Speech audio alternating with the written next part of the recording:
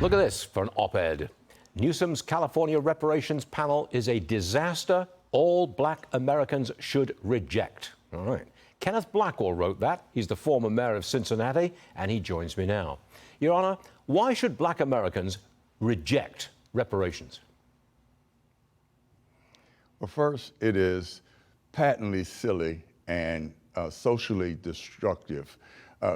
The same left-leaning forces who claim that a school child can make up his or her mind that they are something other than what they were born sexually and gender-wise are now saying that every black person in America deserves $1 million or more. Well, can you just imagine, Stuart, how many people will claim that they're black?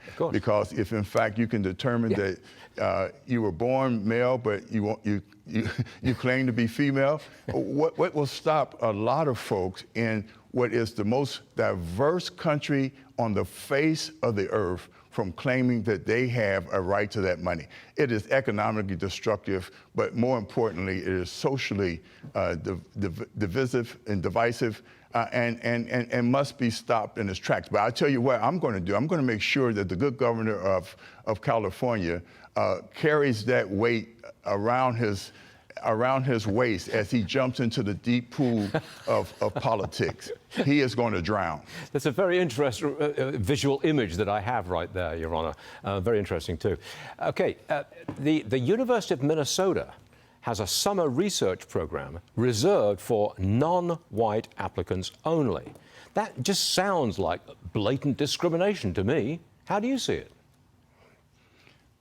Well, look, again, I want to go back and say it starts with this understanding that we are not a perfect union country, but we are perfectible, and we've seen major changes take place. But I was a young lad, and I worked and listened to Dr. King and Roy Wilkins, and if you see pictures standing side by side, there were whites and Asian Indians and Jews and a whole pedigree of folks who, in fact, took a stance.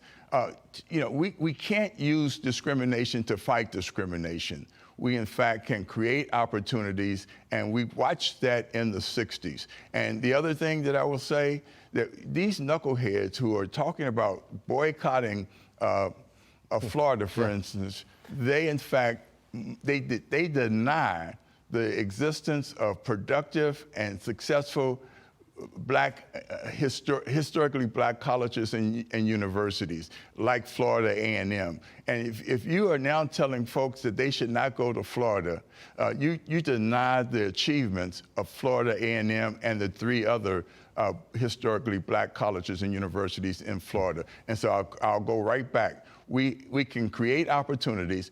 What we want is an opportunity society. We don't want the expansion of the welfare state, because that generates dependency, and that doesn't generate freestanding citizens. What it does is it gives power to an elite in Washington who, in fact, wants to centralize government and control American subjects, not free citizens. Could you just give me 30 seconds on the big picture?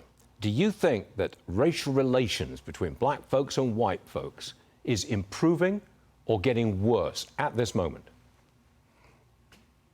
At this moment, I think they're getting better, because there are more and more blacks who understand that they need school choice. They need opportunities to break free of dysfunctional schools, what I consider to be a modern day plantation. And so, yes, people are getting better. When race relationships will get better when you empower citizens of all colors and ethnicities to take advantage of opportunities of a growing America. But with these knuckleheads and the clown car in Washington right now, not creating opportunities, not growing our economy, what we in fact have is this cry for more government dependency, dysfunctional and impossible economic formula that will lead to the downfall of America if we don't stop it in its tracks. Kenneth We must Blackwell. push back. Kenneth Blackwell, will you please come back soon? Open invitation. Anytime you want to be on the show. Love to see you, sir. Good to see you. Thank you, sir. Kenneth Blackwell, good Look stuff. forward to it. Yes, sir. Thanks.